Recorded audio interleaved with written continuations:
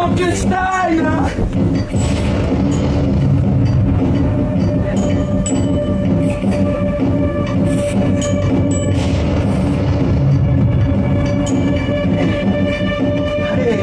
Allez, lève-toi! Allez, debout! Debout! Allez, un bruit! Oh, oui! Ah! Oh! Oh!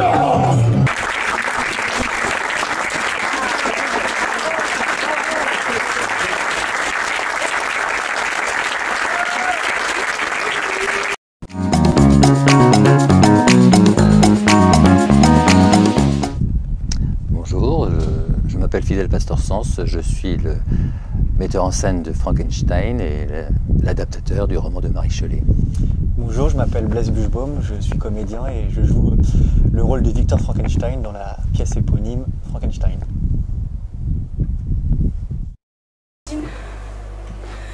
Pardonne-moi d'avoir douté de toi un seul instant. Mais pourquoi tu as avoué?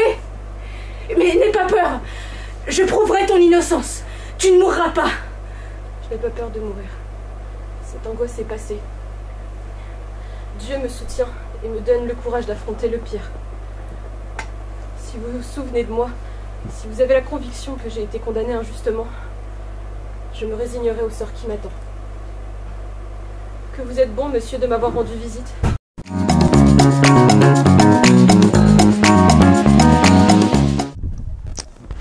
Oui, j'ai fait une adaptation du roman de Marie Shelley, de la première version de ce roman qui a été traduite par Jules Saladin. C'est important parce que tout le texte est en français.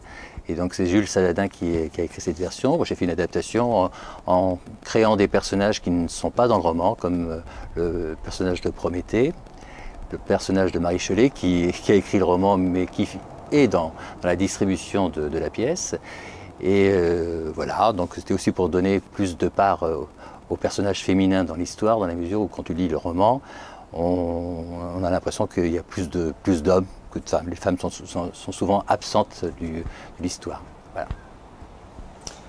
Voilà, donc c'est l'histoire de Victor Frankenstein qui est un savant fou extrêmement brillant mais très orgueilleux, persuadé de pouvoir égaler les dieux. Et il souhaite créer la vie avec des cadavres, donc il va faire cette expérience. C'est une histoire qui parle beaucoup de tolérance dans l'univers de Marie Shelley, puisqu'effectivement le monstre cherche l'amour, cherche la paternité. Il a besoin de trouver un de ses semblables. Son père le rejette, puisque Frankenstein, dès qu'il a créé sa créature, il se rend compte qu'elle est laide, c'est un monstre. Et il la rejette sans pouvoir discuter avec elle. Et le monstre se retrouve seul à essayer effectivement de trouver ses repères. Et grâce à une famille française qui l'aide à apprendre une langue, à apprendre aussi, il s'instruit. Il apprend donc à parler, à s'instruire, et puis il prend conscience effectivement que c'est un monstre, et là il cherche à rencontrer son créateur pour lui demander des comptes. Voilà. Elle s'accuse d'être la responsable de la mort de notre frère et cela la rend malheureuse. Mais depuis qu'on a retrouvé le meurtrier... On a retrouvé le meurtrier? Mais comment est-ce possible? C'est inconcevable, je l'ai vu cette nuit, il était libre. C'est pas possible, comment c'est possible? Je ne sais pas ce que tu veux dire. Personne ne veut y croire. Même Elisabeth, malgré l'évidence, n'est pas convaincue qu'il peut croire que Justine Maurice... Justine Maurice, qui est si attachée à notre famille, serait capable de commettre un crime aussi abominable. Enfin, c'est pas elle, Ernest. Personne n'y croit, n'est-ce pas? Tout le monde sait qu'elle est innocente, n'est-ce pas?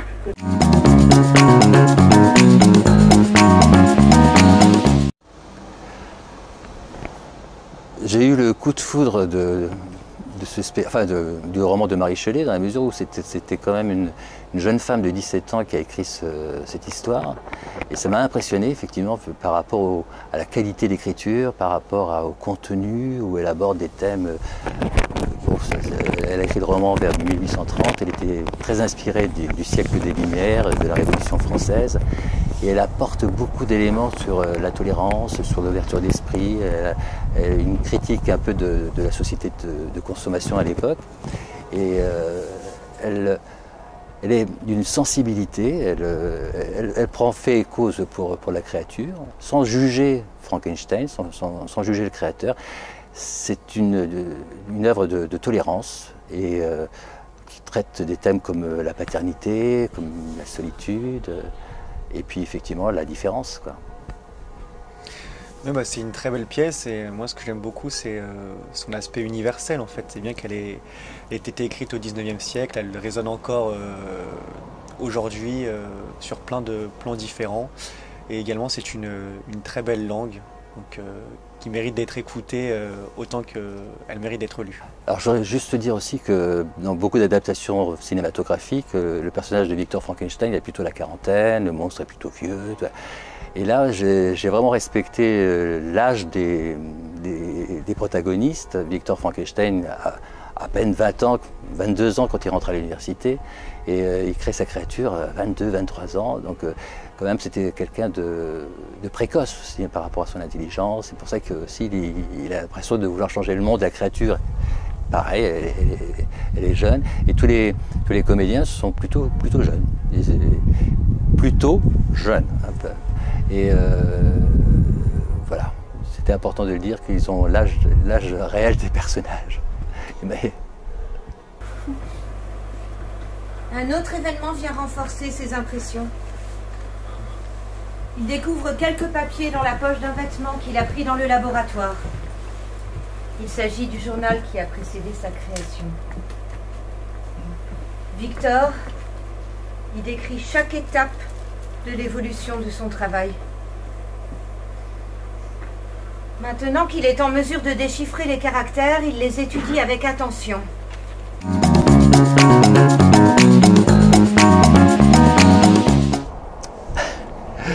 On va jouer le spectacle Frankenstein jusqu'à la fin du mois d'avril. C'est tous les samedis à 19h30 au théâtre Montmartre-Galabru. L'actualité est très, très vaste par rapport à tous les comédiens, parce que chacun a plusieurs projets en même temps. Alors, en ce qui me concerne, je suis sur un projet autour d'une adaptation de Don Juan de Tirso de Molina, pas celui de Molière, l'original. Et voilà, donc pour l'instant c'est une création, donc on la verra qu'à partir du mois d'octobre 2023. Voilà. Et ben moi jusqu'au 29 avril, vous pourrez me voir au théâtre Montmartre-Galabru dans Frankenstein, une adaptation de Fidèle Pasteur Sanz. J'ai accepté de rebousser chemin, à moins que les glaces ne nous détruisent avant. Faites-le si vous le voulez. Mais moi je ne peux pas. Je suis à bout de force. Mais les esprits qui m'assistent m'accorderont encore un peu de vigueur. Victor, je suis désolé.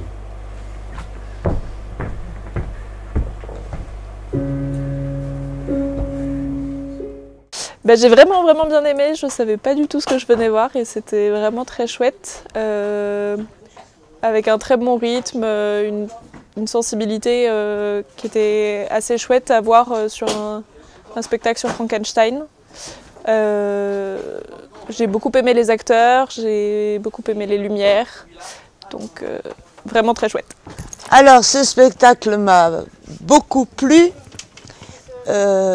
d'abord parce que j'ai toujours été fascinée par le mythe de Frankenstein et j'avais lu le livre de Mary Shelley, donc j'étais bien dans l'ambiance.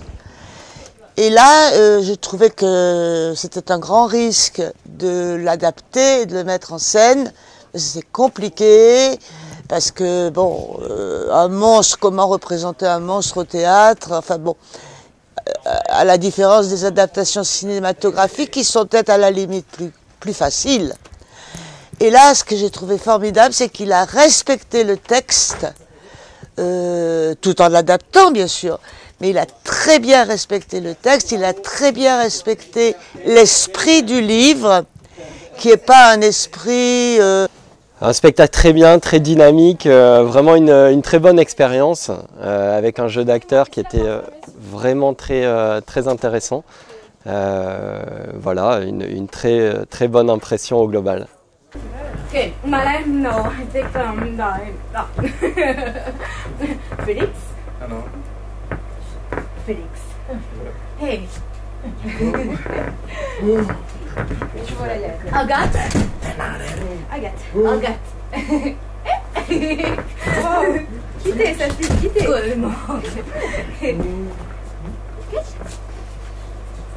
Félix.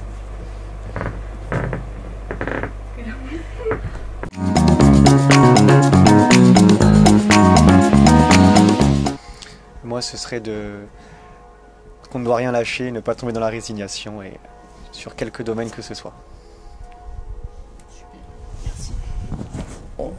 On sent le révolutionnaire.